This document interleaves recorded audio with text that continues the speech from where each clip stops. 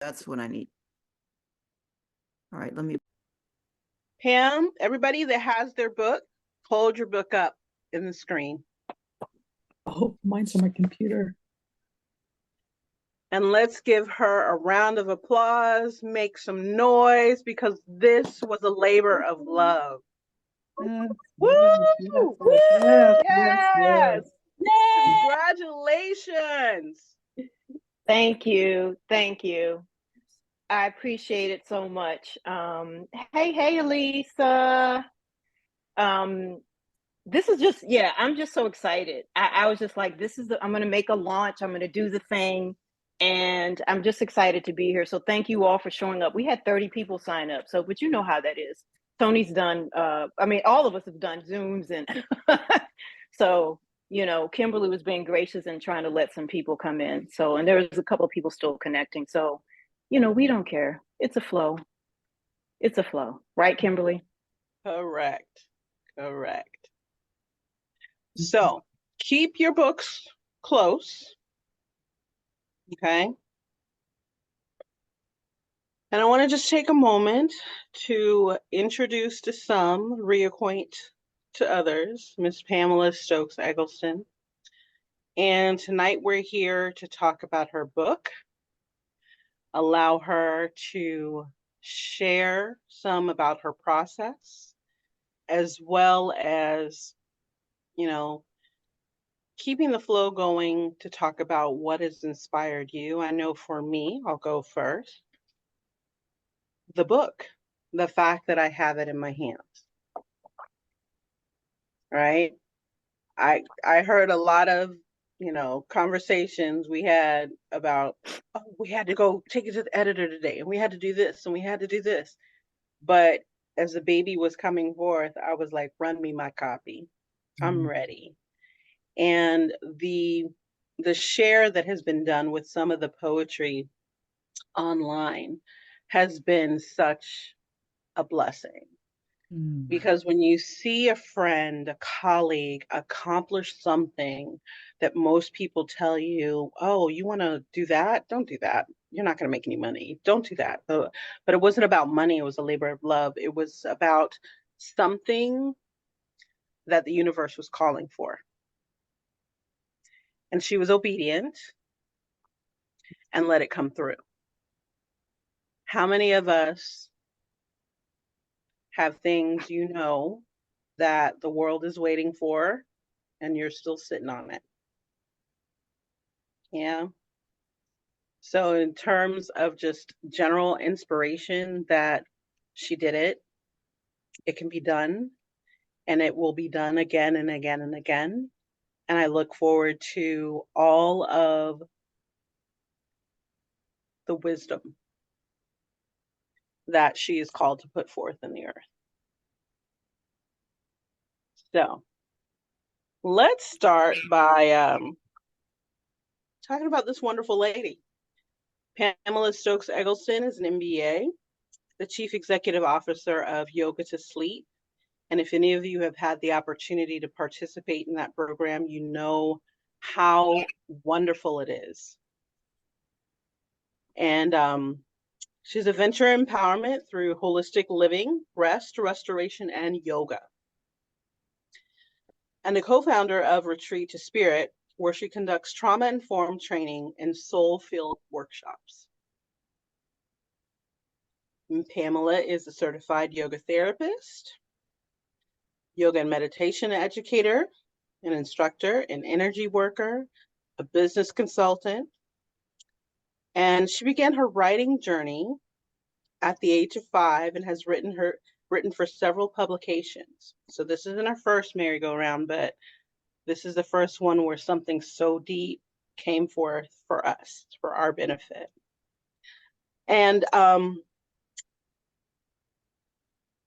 she's written for the Military Spouse magazine, Yoga Therapy Today, Yoga Journal, and she lives in the great, wonderful state of Maryland. And I did see a lovely face that popped on that looks just like Pamela. So I'm Lynn, who was, if if you thought the words were powerful, the art, the art. And Lynn, we want to thank you for lending your gift to this book. And I'm sure many more to come, because she's like, you, my sister, come and do this art, right? We'll think about it. Well, Get me. but you know, it captures, it gives us, it tells a story, and it's beautiful. It's beautiful to look at. I know when I first saw the cover, I was like, so thank you for offering your gift to us.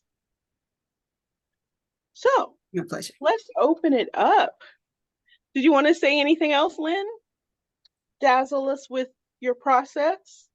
Well, I could say things about Pam that, let me tell you something, this is not even our first poetry book. This is the first one that we gave a proper cell with the ISBN, you know? But I That's just true. thought about that as I was sitting here, but I don't think it's up here. But it was Pains of the Heart. That was called the Pains as in window panes. And so we did Yes, that's right. different types of love. And I had some of my poetry in it as well. I said, this time you're the poetry person and I'll do my picture thing. So that's how we did it this time. Awesome. That's true. So I think actually on my site, you can see some of the old pictures from Pains of the Heart. I think I might have those on my site. I'll put that in a chat. Thank you. Put it in the chat. But she's been writing. Pam has always been a prolific writer of everything. The same as I've been drawing, she's been writing. So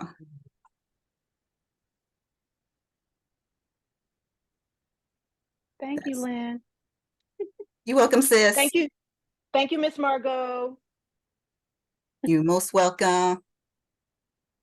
Let me see if it's popped up in the me chat see. yet. Let me see. There it is. There you go. Mm-hmm.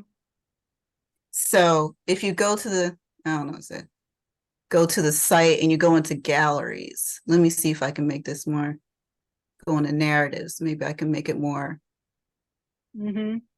Is it in here? Are you in here? Yes, I still have Passion. Let me give you the more direct link. Artists talk to themselves. He's like, are you in here? Everyone's looking like. We work things out, all right? We work things out. So that's more direct link there. Thank you. I don't know why. Tay knows. Tay knows. Tay's an artist. Tay talks to themselves. Excellent. Excellent. I don't really call it that though. I just, I don't know. I don't call it that. Okay. It's okay. It's fine. Yeah, I know, but Thank you, Lynn. you're welcome. Yeah, I mean, actually, if we're talking about, if we're going to talk about the images before, I know y'all want to talk about the poems, right? Yeah. This was a challenge for me because if you look at my site for most of it, my main thing is animals. I do that's kind of what I call a spiritual recognition of the animal spirit. And so I do a lot of animals, a lot of zoo stuff. And even when it's with people, it has something to do with discovery or adventure. So I could kind of find an in there. But if you saw the evolution of, especially the cover, it took some turns from sketch to final. Stuff, which is normal. And Pam is, Pam was like, do it, girl. You got it. But it was open. It was, because when you think of the pendulum, you're like, the first thing you do think of is that pendulum in a clock, right? And I was like, that's kind of what she's talking about, but not quite. So at first, that my first sketch didn't have a pendulum per se at all, but then I could fit it in. I could still fit it in at the end. So it came out well. I really do. I adore the inside illustrations. I think those came out very well. I'm very proud of those. Uh, so I nowadays I lean toward more black and white work, or minimal color, monochrome. So in terms of as Pamela was writing the book and then you came in to help, how did the poetry inspire you with your imagery? Well, some of them actually, let me think about that. That's a good question. I trusted more of what she told me as a brief. I didn't look at the poems per se. I trusted the poems, but I would look at the front, the intro to each section. She did give me that. And I kind of worked from there. But I did want as much finish as possible on the readings so I could see that.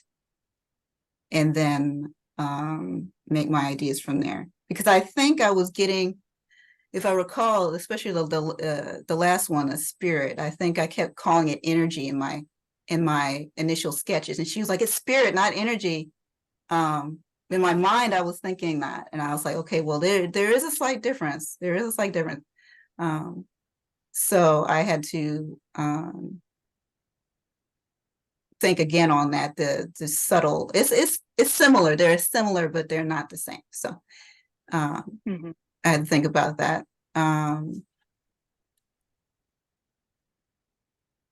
What else is there? But that's it. I mean, I think it was just, once I got that, once I get going, I get going. Once I get the idea, I'm able to get it going and finish it. Cussing and fussing a little bit and, talking to myself, like, all right, let's get this. All right, and I still look at the book. I'm glad people like it because I still look at the book and I'd be like, that didn't print out as well as but it came out all right, good enough. So, sometimes you got to take the win, you got to take the W. And so that's why I'm here. Yeah, she's always like, oh, this could have, the art is never finished or whatever the saying Yeah, is. I mean, I know that. I know that. It doesn't matter. But okay. But then she, she still has this thing. And I was able to send 3 times edited, 4 times edited. Shout out to the editor, Deanna, who's raise your hand, Deanna. Deanna, I'm putting Deanna on the spot. Deanna, I would be talking about Deanna to my sister. I'd be like, we're on like the 4th iteration. Like it was yeah, it was so good. She's such a good editor. Like it was amazing process. And it wasn't like, this is wrong. It was like, how about this? What do you mean more about this? So Deanna did help me bring out, like there was points where I get personal in the book, right? So there's, Deanna helped help me bring that out more. Because sometimes when you're writing personal stuff, and there's some writers here, like Rachel knows this, like you bump up against there's a block because because of fear. It's uncomfortable. Because of being vulnerable. And so you bump up against that. And so that's what was happening in the essays part of the book. And in some of the poems, actually, if I'm being honest. So Deanna was really instrumental in really helping me articulate and soften the vulnerability to the point where I could get to the meat of what I was trying to say. So thank you, Deanna, for that. It was an honor. Deanna, would you like to share a little bit about the process of working with Pam? And she's coming at it from the author, but in terms of being able to you're literally taking a baby, right? And the mother's like, no, this is my baby. Let me wash it. Let me do all the things. But there was a particular care and nurturing that you had available. And would you share a little bit about your process? I learned actually a little bit about what Pam thought of the process today when she commented on my Instagram post and said, I know it was irritating. And I was like, I didn't Right. think it was irritating. So I apologize if it was irritating. But No, it it is was just, excavating, which can be irritating. Absolutely. yes. Um, Mm-hmm. But I think when I saw your work, Pam, like I'm a lover of memoir and personal stories. Like I feel like to me, like I feel so much wisdom coming through when I read someone's carefully like reflected story. And so like, and it was so rooted in, I mean, it's about way like more than the last 4 years, I would say. But I feel like, you know, when you think about a pendulum, when you think of imbalance, you feel like the cracks kind of beneath you opening up. And I felt like what you were writing was everything that came out of those cracks, like everything that we haven't really like looked at, you know, we've all kind of like put it under. So so I want to just thank you. And I was just trying to like, I knew you were talking about what was coming up in those cracks and how we were all finding balance in all of this and navigating it. And so that's what I really just wanted to highlight was what Pam was already saying. And I just love that it reads in your voice. Like I know I wrote this down earlier, but like when I read it, I'm like, this is Pam. I hear you in my ear. It's like I'm wearing like headbuds or earbuds. So that's what I truly love about your writing. Mm-hmm. Especially Thank the you one so that's much, talking Deanna. about let it burn. I'm like, yeah, that's Pamela. Where she's like, let it do what it's got to do, let it burn, let it go. Um, Not only was it your voice, Pamela, it through reading the poems captured some things that I think we were all trying to say that um, we haven't necessarily had the words to so eloquently describe some of the pain points, some of the joys, and some of the frustration that is captured in your poetry. I want you to talk a little bit more about your process and the inspiration. How long of a journey was this for you? How long? I would say I'd probably say 3 to 4 years, if I'm being honest, like 3 to 4 years. I had been writing poetry just before then, right, the whole time. But I feel like once we were in COVID and a lot of things started happening during COVID, I wasn't writing enough. I'm doing my quotation fingers. Like I felt like I wasn't to be able to process what was happening, especially at the beginning part of COVID. And when we were isolated and we were doing Zoom meetings for holidays and just looking at how people were showing up and during that time got me back to the thing that I use to process emotions other than yoga, other than asana, other than breath. And that was writing and so that's kind of where I was. And I started my Substack maybe, I guess it was about 2 years ago. But in the process of that, I had already had some poems already written that I could share on Substack as well. And Substack helped me process that too. So some of the poems that I wrote for the book, I actually put on Substack as well. And then there were some other poems that I just wrote specifically for my Substack page, Some Prose and a Poem. And that kind of helped me process it. I had been having people for years say, you could write a book. You should write a book. And I did say to some of those people, well, my sister and I did this book like in 2009, like years ago, and before people were really self-publishing. And we were just like, we're just going to do it because we can do it. And that process and this was a completely different process. Like Lynn will tell you, like this was different. There were some similarities, but it was different I mean, because of how I wanted. we knew some of the pitfalls. We knew some of the pitfalls, right? But because the book was laid out completely different, And because I wanted to actually have practices like mindfulness meditation practices in the book, and also there was prose or essays in the book where I'm getting, personal in some ways. So that was for me more arduous. Mm. And the irritating part, Deanna, was the fact that you were so good. I mean, don't even apologize for it, because the fact that you were so good at, as Tony said, you were a coach and an editor. Well, thank So you, we'd be on, Deanna. yes, absolutely. And the way that we would have our sessions, our editing sessions, and then I would be, and then it would be done. I would have to sit and be like, oh, she's like, I know she's right. She's asking me to do the thing. And then I'd have to reflect. It'd be like meditation. Like what are my some scars and what are my edges that I'm bumping up against where I don't want to flesh this part of this writing out.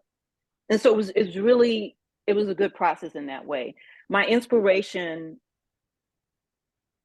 came from me just saying, okay, returning to the thing that I was doing when I was a child and how my mother supported that. So in the book, I say, I was writing some terrible poetry when I was 7, 8, 9, but parents don't care. It was always roses are red, violets are blue. I think I put that in the book. Guess what, mommy, I love you, And that was, oh, this is amazing. This is incredible, And so I got, goosed up and I was supported. And I think it was also because my mother is an English teacher. Like, I think that was part of it too. So she just supported all of that. And as it relates to my creativity. So that was a long way of saying that was my inspiration, or those are my inspirations, plural. You mentioned that Deanna helps you get to your edges. And you can be more transparent or choose not to speak of anything, but what were some of the edges that you didn't know were edges that this book brought about and brought up for you? And how did you, or have you, integrated them into your now? Yes. So in the book, I talk about how my mother-in-law passed during COVID and how I was shocked and surprised by how that, I don't want to use the word triggered because I feel like triggered is overused, but it kind of just got me thinking in a more profound way about my mother dying. And I was surprised by that because it's been a while since my mother's passed. And so I was sitting with that, and that was part of the edges that I had to sit with and had to explore. And I know for a fact that before Deanna was involved, I was doing this. I was trying to tap dance around it. And you can't tap down. You're either going to say it or you're not going to say it. And you're either going to say it in the most eloquent, best way to be received by the reader, or you're not going to say it. And that was what I was grappling with. And that was one of the things I was grappling with, I'll say, and in my process. The other thing was sometimes I was writing the poems and sometimes the poems were written in me, if that makes sense. And the Talk times about that they that a were little written bit in more. me, well, the times that they were written in me was annoying, as often annoying because, as I had to explain to my husband, sometimes it'd be like 3:00 in the morning and I'd be like, and I told you this, Kimberly, the other day, I'd be like, I'd be arguing with God, like, I don't feel like getting up. Mm-hmm. I'm about to approach menopause. I need all the rest I can get. Like, I don't want to get up. You can't, but sometimes I got that because I know I was going to forget, like, the juiciness that was given And so what I had to get used to doing, I was like, oh, I'm not going to keep a laptop in here. But I learned how to write in the dark. Wow. I learned how to write in the dark. So I have like a little book journal, and I learned how to, if I just write the idea down, then the stuff will come. So I learned how to roll over, I would write it, and then I'd be like, I'm going to get back to that. And I would just write, it'd be a stream of consciousness. So it'd be the skeleton of a poem, if you will. And then that way, when I woke up in the morning, did my meditation, did my yoga, had my lemon water, went and got my hot tea, I come back to it and be like, oh, this is, and then, there's iterations of it. So sometimes often it was that. Does that make sense? It does. And Regine just shared how profound that statement was. I learned how to write in the dark. Sometimes the process, the subject matter, what you're doing with the art takes you to some dark places. In addition to coming up against your samskara, were there times where you were just like, okay, I can't believe I'm sharing this, or I can't believe that I've pulled this out of me and placed it on paper? Yes. Yes to both. Yes, I can't believe I'm sharing this. Yes to I can't believe I pulled this out. And yes to all the things. All of the things. Yes. It was a beautiful process, but it's one that, and I've just come to accept it. So, you're sitting there fussing with yourself at 3:00 in the morning, like, okay, and then and then what I would do is close my eyes. So in the dark, isn't that something? In the dark, I would still close my eyes, and then I would just write the stuff. And sometimes it was just jarbled, but I could still figure it out because I said, well, I'm not going to write cursive in the dark. I'll just, do people still write cursive? Do they still do that? But anyway, I'm going to, I'm just going to write it out. Thanks, Tay. Tay, old school people still writing in cursive. And I would close, like I would just allow and close my eyes and write it out that way. So I was able to read it the next day. Sean That's a good says, question. Sorry, thank you. Sean says, great example of what we can do and should do when inspired and gifted information during sleep. Write it down. Yes, easier said than done, because it's a sleep disruptor, and y'all know I'm all about sleep. If it's a good enough idea though, you'll be compelled. I mean, sometimes I don't know if it always happens at night, but sometimes you're just like in a grocery store. That's true. And that's why I carry a little notebook to sketch something out or whatever. So well, goody for you. Good for you. I'm just saying it, if it's good, you will just stop. You'll be like, damn it. Okay, well, you know what, chicken butt, I'll get this out and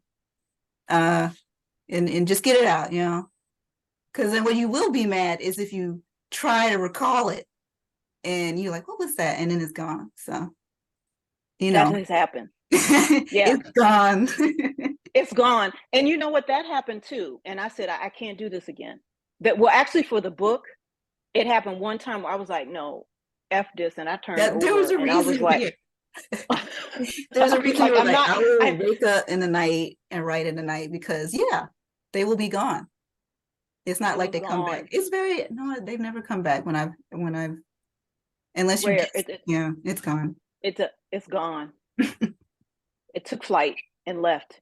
It said, I tried to get you up at 3:00. So it makes you make the choice. How bad do you need to go to sleep, or you want this idea? Sometimes sleep wins, because actually I'll be thinking about it so hard and I fall asleep thinking about it and it's gone. So yeah. I think we've all been there, right? Where you had, at an inconvenient time, this wonderful idea come about, and that's the thing that I needed. It speaks a lot to how busy we have allowed ourselves to become. And that in the stillness, it's almost like practicing the stillness will bring about more inspiration. That sounded real profound coming out of my mouth, but that doesn't happen to me. It's like I'm driving. What can I possibly jot down right now? You know? So it is challenging, but you develop a way of either recall, you develop a way of surrender, saying if it's meant, it'll come back, right? What were, because you have practices in the book, Mm-hmm. and I see them as developing a way to embody the poetry, for us to embody the poetry. Can you speak about your process for developing the practices? Huh. So writing the poems for this book was just, I'm just going to write the poems. And so the book is in 3 parts, and I was able to create the 3 sections after I looked at the groups of poems, if that makes sense. Mm-hmm. Once I did that, during that time, I was writing and rewriting and editing and re-editing the essays that started those sections. So that was giving me insight for, okay, what do I want this practice to embody? I want people to use the poetry or the poem of their choice to then do the reflective practice at the end of each section. And so my experiences from having sweet connection, talking about the elements as it relates to nature, talking about spirit and soul in the yoga practices, we talk about the subtle bodies, how we can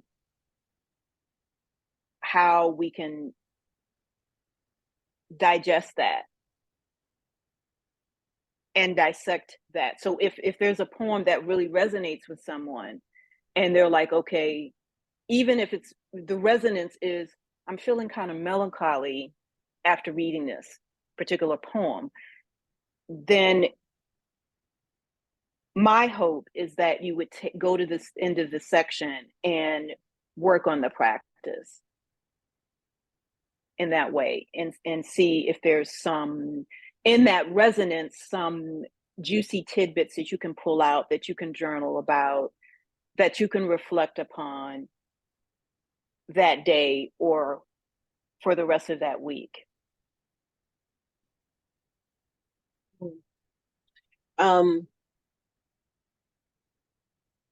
What was your favorite poem? What was the one that made you, or still makes you, when you read it, go? I can't answer that. I don't, and I know the title, You Are the Pendulum, is from one of the, Choose one. I'm sorry. Put yourself on mute. Can we mute my sister? Mute, please. We do all day, every day. I'm just going to tell you that all of them, I love all of them. They're like the babies. But there's one that's called There Are Three That Come to Me. So that was the one that was, that woke me up. So yeah, Regine, sometimes you know what it is. So I'm going to read it. Can I read 3 that come to me right please. now? Okay, 3 that come to me. Hold on. And it's because it was the sensation and the feeling that I got behind as I was writing it, when it came to me, and after. It's just a lot of, for me, there's a lot of feelings. So, you know, it may not resonate with other people, but for me, this was, so I'd say this is one of my favorites. I don't know that I can say it's the favorite. So I'll read it. It's on page 85. There are three that come to me. The ancestors three, mother, grandmother, and someone else. Not my grandfather, but someone else. Another woman. These three women hold me. I do not know who the third woman is. I am held in a trinity, a triangle of energy around me, comforting me, answering. Some of my deepest inquiries, some answers I do not receive. They are too much for me to process. Three is harmony, three is communal, three is the empress. I am in my empress stage now. Maiden, mother, crone, wise woman, where is the empress in all of this? The three whisper in you, my daughter.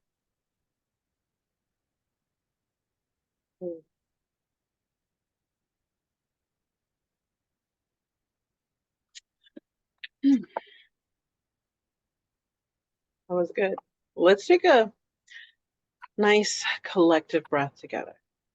Because what I'm going to ask you all to do, I'm going to ask for volunteers, and there are at least two people that I'm going to ask directly, they being Lynn and Deanna.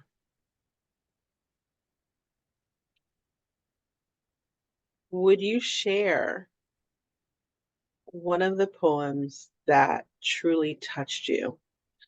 I invite you to read it to everyone that's here, and take a little time to talk about why it touched you. Let me get the book over here. Let me get up.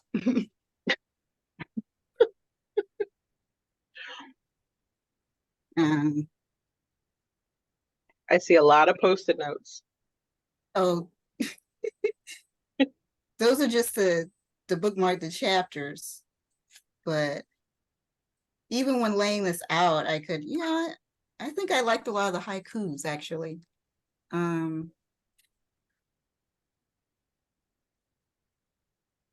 Especially that I think it was that first one that was just called Water. I can find that. Or was it? And now I don't know what page it's on. Let me check. Water is on 45, page Thank 45. you. Thank you. Not that there's not a table of contents in the front of the book I know. that you could have.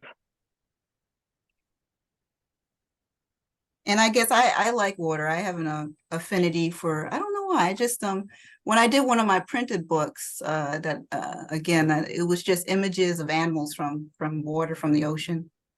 So I guess I thought of that maybe too. So you want me to read this? You want me to read this, Kim?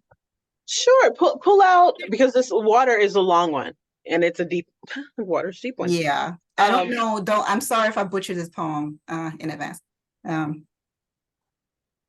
Water, we are, and yet we are not connected to it as we must be to survive and even thrive. Water, my body is mostly, and I drank its pure form to stay that way, blessing each drop before consuming, honoring each sip before sipping, praying over each cup so it can enter my cells, plumping them, moisturizing me. Water, my life flows up and down like streams, rivers, waterfalls, all around. Like ocean waves, I am often upended. For my own good, I allow it to take me, and I learn from the taking. Water, my tribe suffers, not having enough of the elixir of life, to drink, wash, bathe, cook, use in libation and ritual, wield as medicine. Water, my love for you is as the cycle of life, vital and soulful. I came through you, and I pray I touch you when I have to leave, knowing you will be there as you have always been, pure and serene. Actually, as I was thinking, as I was reading that, talking about Pam's journey, I've seen a lot of Pam's journey as her sister. And when I first saw you, think about this too, Pam, when I first saw you really start to think about your health in a serious way, way back, like when you were working down in DC, I remember you drinking a boatload of water, like when people would actually make fun of Pam, okay? Because she would always have like water on the ready in the car, in the, lukewarm water, room temperature water. And, people forget there was a time when, people didn't have water all over the place. It was just like, before we had, Stanley cups or whatever that mess is. And she was doing that, not giving a damn, like people would be making fun of her and she'd be thoroughly hydrated. When Pam drinks water, you're like, I should drink some water. What? That sounds so good, so as I was thinking that, so but That's true. Oh my God. I don't know. That's what as I was reading that, I was like blessing each drop before consuming. I'm like, I can see Pam doing that. I can see that. So Yeah. Thank you so much, Lynn. Thank you. Yeah, that's true. I used to. You see me drinking water. That's nothing new. It's just that I have always done that. So yeah, I forgot about that. People were teasing me.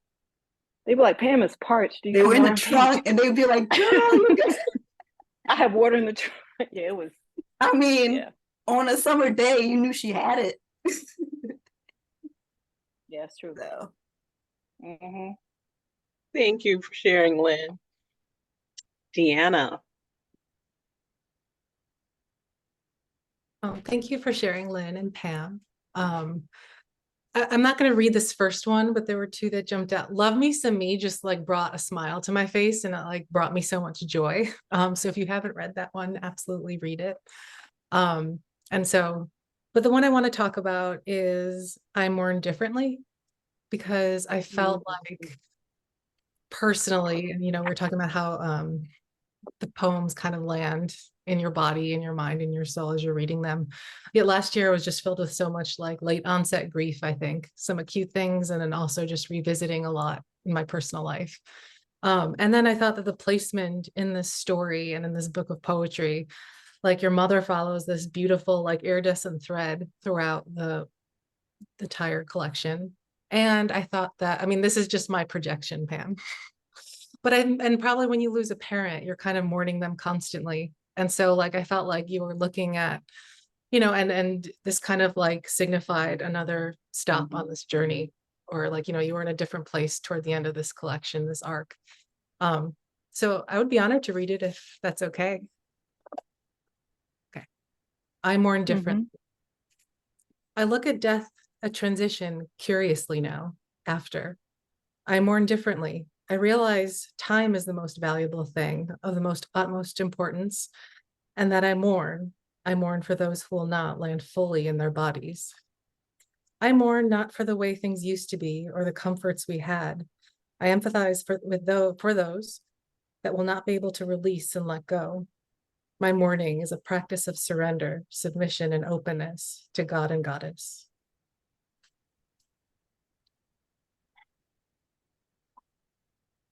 There's another part on this next page. Oh my, I know that. This is a long one. I needed a pause. My mourning Yes. is taking a bath and crying as the water cradles me, even if I don't know why the tears come. But I know why. There is a release, a refreshing wisdom as the water from the tears and the salt from the tears distill and burn away my old self. I mourn differently. I mourn for the way my friendships have changed, left, ghosted, and renewed and paused to deeply breathe into the fresh, sacred space. I mourn differently. Not that I don't care. I know much of this had to happen. my holy practice of Santosha, acceptance, I mourn differently.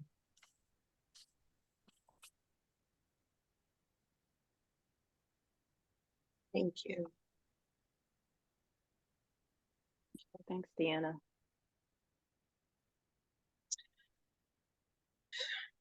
Beautiful indeed, Dawn says as well. Again, congratulations, by the way. I'm in Nubia, and my handle is Fearfully Made 99. Laura Sullivan invited me. Take care. Thank you. Before we wrap up, I'm going to open this up to everyone that is in the group. And I'd ask you to unmute yourself if you'd like to share one, either how this book and the poetry within has impacted you. Well wishes for Pamela on this journey, because even though the book is out, it's still a journey, and there's still a beautiful learning that will happen as a result of even this process of taking your book to different places and designing workshops around the book, or it being used as the blessing that it truly is. So before we do that, I'm going to ask Pamela to share the story about the young lady, the baby. Oh, yeah, I'll try to keep it brief, but in Nubia, so Sean is also in Regina in Nubia with me. Um, and that's an Africana Studies platform. And one of the Nubians in there, Karen, has a almost nonverbal autistic child who she started reading the book with. And so what they would do was read the title of the book, and then she would pronounce it, and then she would pronounce my name. And then she'd pull out like one word and they would discuss a word. So then Karen would pull out a word, and then her daughter, I believe her name is Jasmine, will pull out a word. And she sent me video of her doing this. And when I tell you, it takes a lot to get me to well up, but I was like, and I showed Kimberly, and Kimberly's like, oh my God, the girl looks like you. So she's like, there's a natural hair poem in there. She's like, I like my natural hair, and she's trying to talk through it. And it was it's incredible. And then she just sending me these clips of the words that they write down. And love me, she pulled from I love me some me. So and so she's pulling these things, and it was so profound. When you put this work out, and Rachel can attest to this, and I think I talked to you, Rachel, about this a couple of days ago. It's like, you have no idea how people are going to receive it.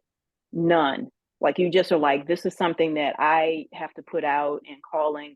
I had no idea. I mean, this woman was like, oh, we read Howard Thurman's Jesus and the Disinherited, I believe. And then they went to my book. And I was like, oh my God, that is incredible.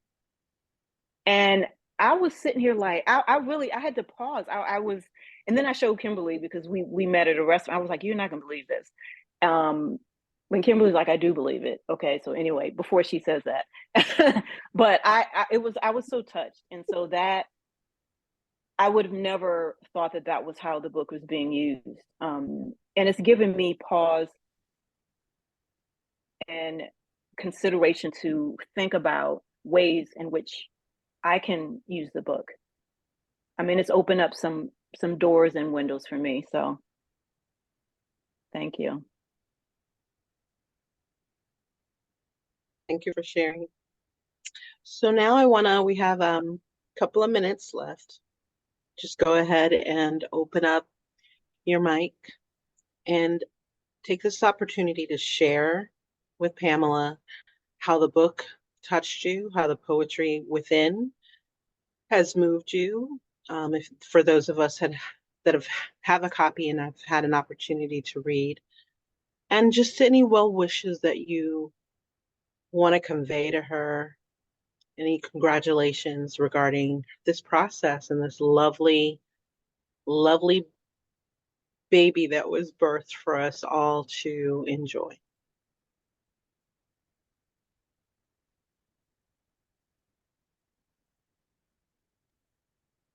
Hi.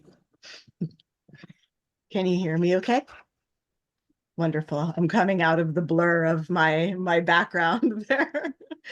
Um, I want to say and share that my whole life I've always had this experience of when I'm about to say something that's really meaningful, I get like really nervous and like butterflies. And to me, that tells me that it's something worthy of bringing forth.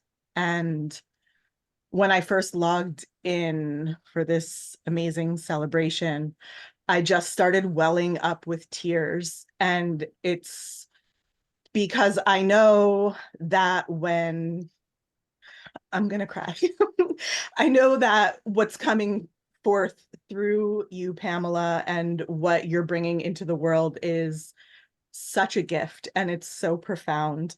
And I feel so honored and grateful that you reached in and pulled that out for yourself and for all of the rest of us that get to bear witness to it. And it does indeed give me strength to know that what I have to share is worthy. And it's just so beautiful. You're all such beautiful people, the ones that I know and the ones that I don't. And I can just like feel it through the screen. Lynn, when we met, I think we were all still masked. You guys are like spitting images of each other. It's like Pamela talking to Pamela, like watching you two have a conversation. I'm like, wow, like it's really mind-blowing and amazing. And I'm just really grateful. And I can't wait to finally meet up, Pamela, and have my copy in hand, like we planned to do for your birthday month. Whoop, whoop. So, yeah, Thank you so much, Christine. Thank you. Thanks, thanks. Christine. That means a lot. That means a lot. It means a lot to me. I really appreciate it. And yeah, what you share is indeed for everyone. And um, I think that that's just something that really needs to come home to me right now. So thank you. Hi, Pam. Hi, Lynn. Hi, Nichelle. Pam, I just want to say congratulations. I am so proud of you for just sharing your gift. And I know the bravery that it takes as a writer to do that. So I'm just, I got a tidbit this evening. I have not received my copy yet, but yeah, see. But yeah, but it's just beautiful what I'm hearing. I'm just really, really proud of you. And Lynn, as you know, your artwork work is just beautiful as well. Thank you. Thanks, Michelle. Hi, I'll speak into the space. Pamela, I'm so excited for you and for this work to just be, taken out into the world. And already just how the connections that you have, just the experience with the young girl, that Shannon using it at her event, it just such a beautiful gift. And I know I've been reading your poems in my classes for a couple years. And it's one of those things where it's like, yeah, this is like, these are sacred words, these are holy words, this is a transmission. And this is that that you could listen and like get underneath the noise and catch what was meant for you to come through for you, through you, to the world, is just nothing short of miraculous. And it is, writing is such a solitary endeavor, and it can be so vulnerable to like we talked about a couple of days ago. It's like, here I am walking naked through the streets, you know. But it's really, when we risk vulnerability, we all like that I think with those of us who who are wholehearted will recognize that in each other and affirm that in each other. And so it's just such a blessing to be connected to you. And I can't wait to do work with you in the world. And I'm excited for all that's to come and more from your book. And I'm going to be reading one of your poems this Friday at a poetry and prose reading. And I can't wait. Oh, thank you, thank you. And a side note, Rachel and I are doing, she's inviting me to her hometown of Johnstown in the spring and April. And I'm gonna do a book signing at the bookshop there, and then we're gonna do a workshop together. Because as everyone should know on here, if you don't, I'm a firm believer in collaboration, and Rachel has a book out, and there's some, we believe, similar themes that we can weave together. And so I'm looking forward to that, Rachel, because we've been our yoga buddies for a minute, and so now we get to work together. So yeah, yay! Thank you, Rachel. Thank you, everyone, for sharing. And we are coming up on our end time. We are going to have more platforms if you want to share how the poetry, the process, Pamela, have inspired you and encouraged you. Continue to do so. Don't let the book launch be the only place where we celebrate her and this lovely achievement. So I'm gonna stop talking and turn it over to Pam and let her close us out.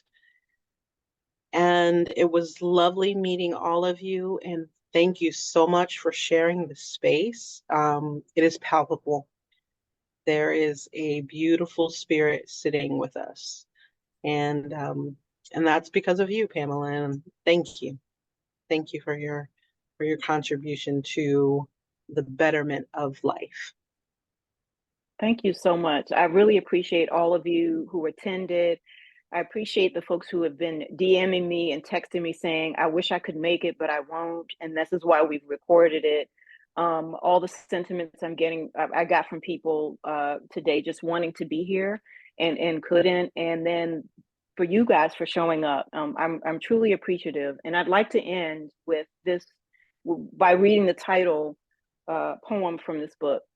So, which was an idea from Lynn, because, she's an amazing person.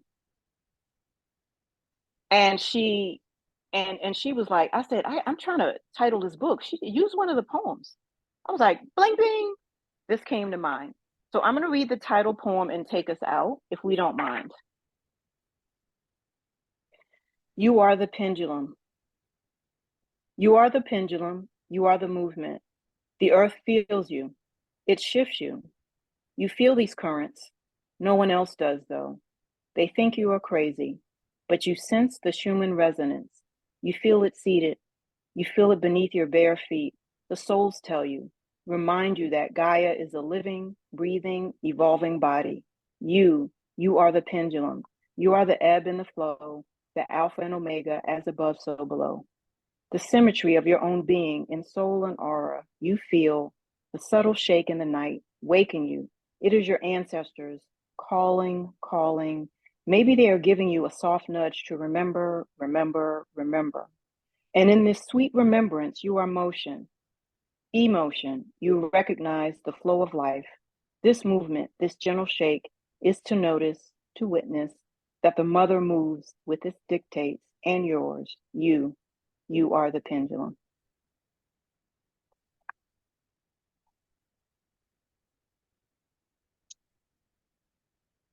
Thank y'all so much for joining.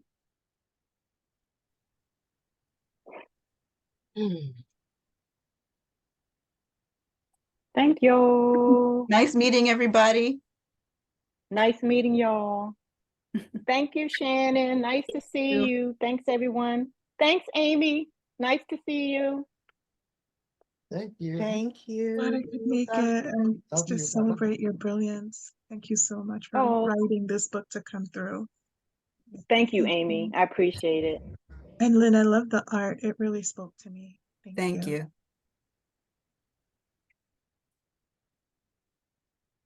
hard to leave this space. Everyone is Yes. I know. I'm like, it's I've never time. done this before, y'all. Okay, all It's right. like, It's time. have a good night, to go. y'all. I thought maybe this was the after hours party. After After party. party. After party. Just turn up. After party. We have tea and liquor. cookies. I mean, let's go crazy. Oh man. Yeah, but Thank for real, y'all. Thank Good you. night. Good night. Good night. Good night, everyone. Congratulations. Thank you, Tay. It's nice seeing you. Christine, I'm going to text you this weekend. You better. I will. I will. Talk to you Thanks, soon. Nice finally meeting you Good in night, the all. flesh, you. Deanna. Yeah, nice to meet you too. Yeah, you guys are working on the book together Yeah. and didn't know it. Yeah. Yeah. So that's my sister. All right. Nice meeting you too, Kim. Thanks. This is You great. too, Lynn. Thank you. Thank you, Kimberly. Thank you, Deanna. Bye, Lynn. Bye, Pam. I'll see you soon, I hope. Bye. Bye, Deanna. That was awesome. That was awesome. Good wrapping that up because we ran over.